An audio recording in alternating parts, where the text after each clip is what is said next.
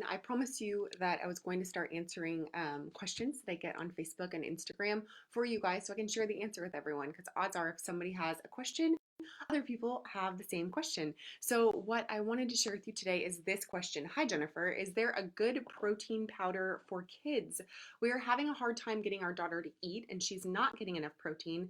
Well, not enough of anything really. I'm really concerned for her health. That's a terrifying question. Morning, cousin. How's it going? Hi, Timmery.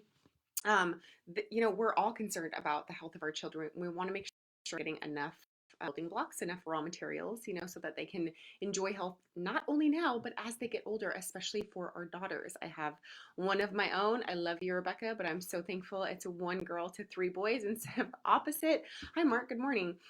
So what I wanted to share with you guys is, especially how to work more protein into the diets of your daughters. All right. So in a nutshell, what I did in answering this question is tell her collagen protein is a great way to just start. All right. Good morning, JT. Collagen protein does not contain all of the essential amino acids, so you are going to want to supplement with actual food, right? Collagen is simply a supplement. It is not, a replacement for protein in your daughter's diet or your son's diet or your diet for that matter.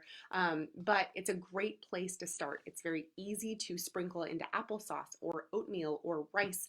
And odds are hi Chris, odds are what's happening with your daughter if she doesn't want to eat protein and if she doesn't want to eat in general is that she lacks the digestive capacity in order to do these things. You have to have sufficient hydrochloric acid in order to break down your food.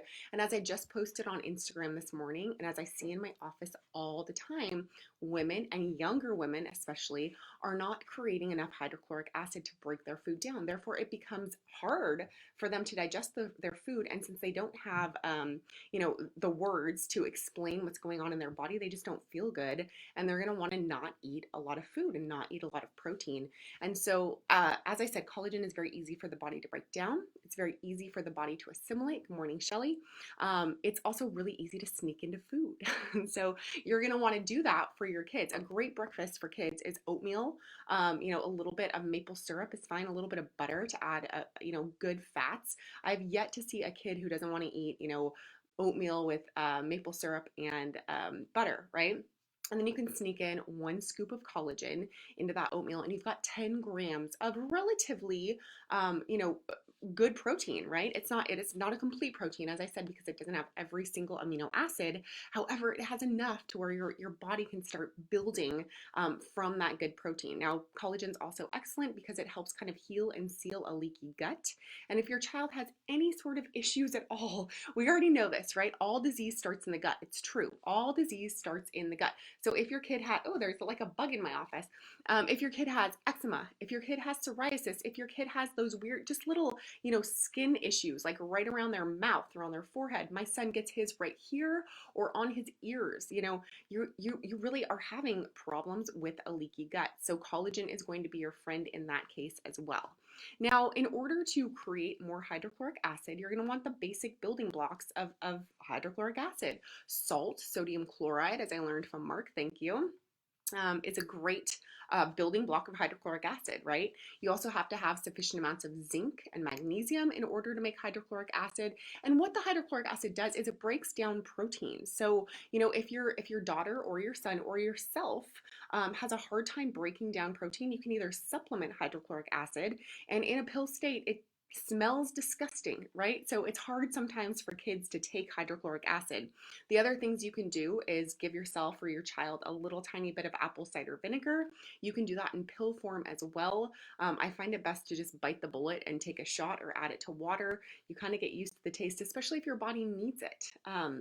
It's not a bad way to go. I have a couple drinks that incorporate apple cider vinegar that I use regularly with my clients. One is an electrolyte booster that has a little bit of blackstrap molasses for B vitamins and also iron, because those are other things that you need to build hydrochloric acid and build a strong and healthy gut. So, use food as nutrition. Try to get all of these, not only macronutrients into your own body and your kids' bodies, right? But also the micronutrients. You need a wide variety, a full spectrum of vitamins and minerals in order to create the building blocks for health, right? So the more fruits and vegetables you can get into your diet and your kids' diet, the better. Oatmeal is also a great place to dump other fun things, like, hi Laura, pears, apples, bananas, blueberries, chia seeds, like all of these really great healthy foods that we can get into our kids before they leave for school. Because Lord knows once they get to school, it's only crap. Like it shocks me what passes for food in our school systems. Had I any power at all, our food would look very different in our school system. But right now, it's just kind of broken. I mean, fried food, fake food, trans fats, all these like oils that are just horrible for our kids. No fruits and vegetables really, unless they're in a can or a cup, covered in syrup. So do your best to get your kids a great breakfast in the morning, and collagen's a good way to do that. You can also add collagen to smoothies.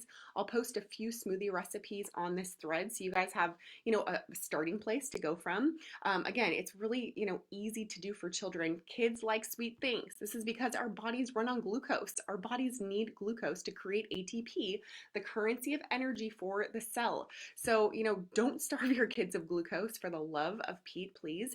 Do not take away their fructose sources because you've heard that keto is a great way to go. It's not a great way to go, especially for children. You need all of those good, again, building blocks for energy and for digestion. So, um, oh, great. Thanks, guys. Good morning, Francesca. Oh, good morning. How's it going, guys? So that's really, my soapbox for today. For today is just to answer the question that I got this week. Just a synopsis of what's probably going on. It's not the fact that your daughter, is eschewing food and doesn't want food and, doesn't want protein. It's probably the fact that she has a hard time breaking it down and she doesn't know how to verbalize that to you. So, use food as medicine to build up her hydrochloric acid, her digestive enzymes. Raw fruit, also very high in digestive enzymes. Things like pineapple and papaya have enzymes that are designed to break other foods down. Not only starches and fruits, but then also, starting to build up your digestive capacity to break down vegetables, cellulose. Like if you've not noticed, sometimes the vegetables are really hard to break down. They've got a lot of soluble and insoluble fiber. If you lack the digestive capacity to break down fiber, you are going to be bloated and feel disgusting all of the time. How do I know this? I lived it for about 10 years, right?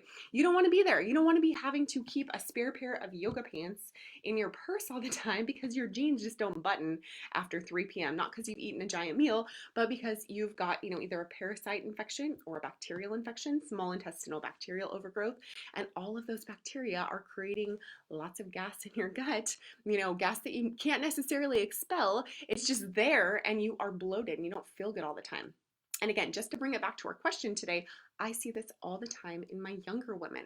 I've got 15-year-olds, 17-year-olds, 13-year-olds, 11-year-olds, really, that I run the GI map regularly on, who have small intestinal bacterial overgrowth, who have candida in their bodies, who lack the capability to break things down like gluten. We can test for all of those things. So again, start from the building blocks. Think about what your great great great great grandmother would eat. I always say that. Don't live in today's nutritional society. You will be in debt, right? You really want to build health. So think about what people were eating 300, 500 years ago and make those the building blocks of your diet. Bring it back to a simpler time dietarily, and your digestion will follow. So I hope that was helpful. Pass it along if this can help anyone you know. Let me know if you have any questions on this thread, and I'll be back in a few days with more reader questions. Thanks, guys. Have a great day.